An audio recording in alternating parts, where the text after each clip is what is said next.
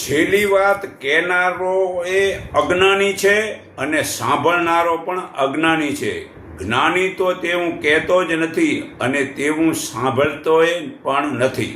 તે તો મૌન રહીને મનને પરમાત્મામાં પુરાવી રાખે છે. આ ગીતા અધ્યાય 6 શ્લોક 47 પુરાવો છે.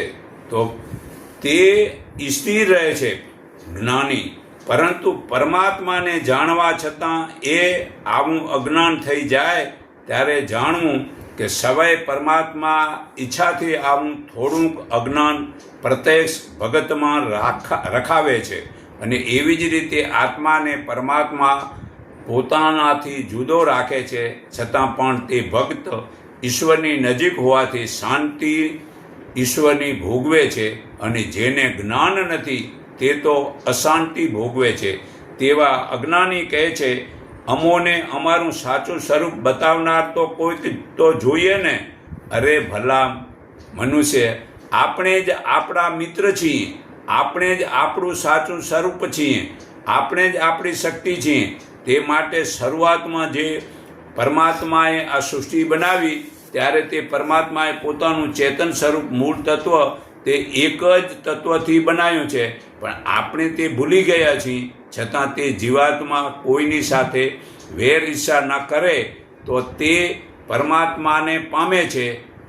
જે કર્મ ઈમાનદારીના કરવા તો જન્મ આપ્યો છે, તે શરીર વડે તે કર્મોને પૂરા કરી જ્ઞાન વડે તે સ્થૂળ શરીરની સાથે સૂક્ષ્મ શરીર તથા કારણ શરીર છેલ્લા તત્વ ઈશ્વર સુધી અડીને રહેલ છે. આ મોજૂદ છે.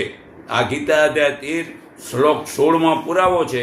પરમાત્મા અહીંયા હાજર છે, છતાં આપણે આપણા જ્ઞાનના કારણે પોતાના મૂળ જ્ઞાનને ભૂલીએ છીએ અને માયાના મોહમાં ઈશ્વર શરીરમાં ગૂંચવાતા જઈએ છીએ. તો મુક્તિ જોઈતી હોય તો જગતના જીવ પ્રાણી માત્રના શરીરો છે એ બધા જ જીવો મારા પોતાના શરીર છે એવું નક્કી માની તે બધા સાથે સેવા અને પરોપકાર પ્રેમ કરવાથી તો હાલમાં જ આપણે મુક્તિ મેળવી શકશું. સમાન ભાવથી મનુષ્ય મૃત્યુને જીતાય છે, આમ જીવતા જ જીતાય છે. આ ગીતા અધ્યાય 5 શ્લોક 18-19 પુરાવો છે. તો સમાન દ્રષ્ટિ રાખવાથી જ મતલબ જીવતા જ જીવન મુક્તિ થઈ શકે છે.